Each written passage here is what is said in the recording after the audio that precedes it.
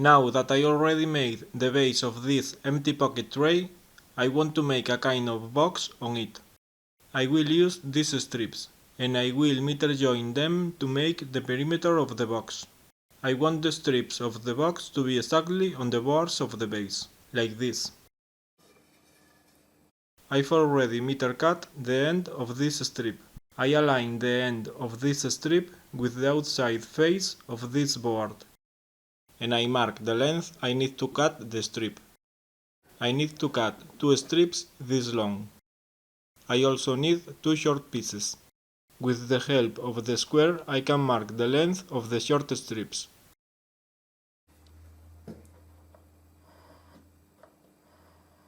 And I draw the miter cuts I have to cut, just to make sure I don't cut them in the wrong direction.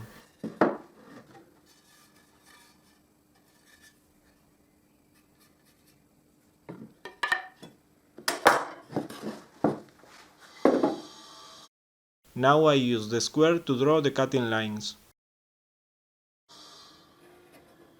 And I use the jigsaw table to miter cut freehand.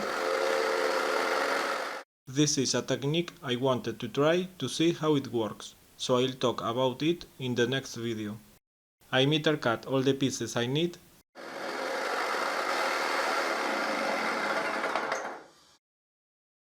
and I sand the cuts, trying to keep those surfaces flat.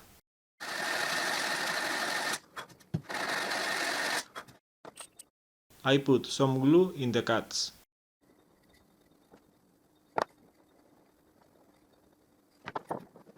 And I use a strap clamp to clamp the miter joints. I let it dry, and then I apply some wood paste to fill the imperfections. Trust me if I say that I had to fill a lot of imperfections. In next week's video I'll show these miter joints before I apply wood paste. I use a sponge sanding block to sand the moldings I've routed in the boards in the previous video. And I also sand everything with an orbital sander. First I use medium grit sandpaper, and then I use fine sandpaper.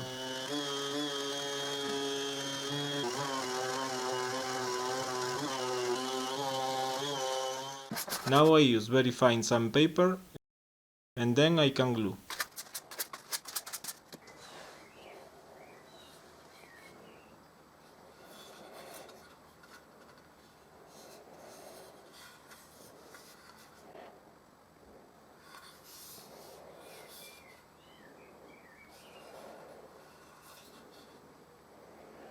I put some glue all around the perimeter.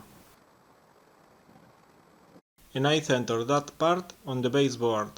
Pay attention to the pieces of painter's tape I have in the board. They show me the position where I have to put this part.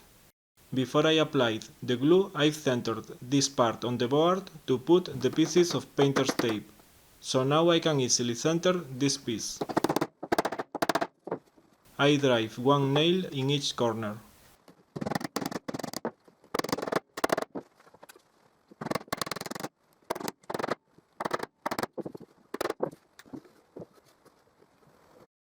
And I do the same to glue the top board.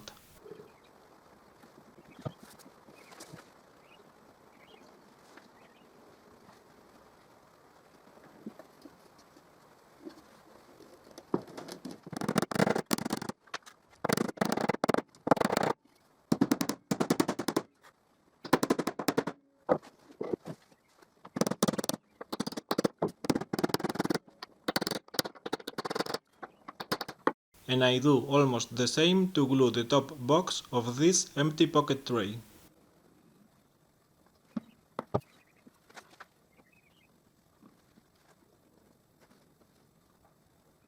But this time I must clamp that box while the glue dries.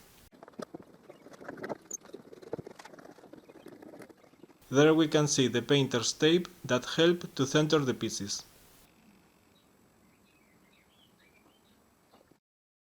I varnish the empty pocket tray.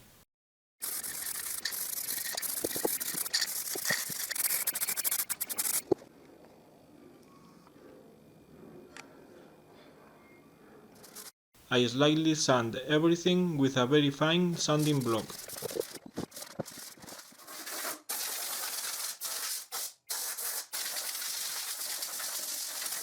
And I apply a second coat of varnish.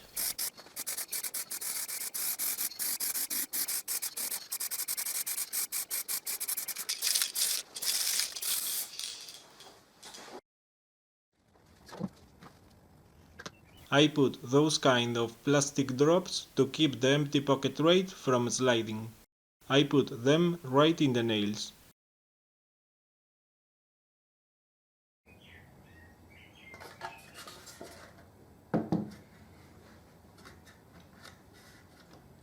And finally, there I have the empty pocket tray. I can use the top box to empty the pockets when I get home. And I can use the lower part to keep things I like to have on hand. Thanks for watching. You can find the link to the first part in the information below this video. And you can find all my woodworking videos in my channel in YouTube. And if you like my videos, thanks for subscribing to my channel.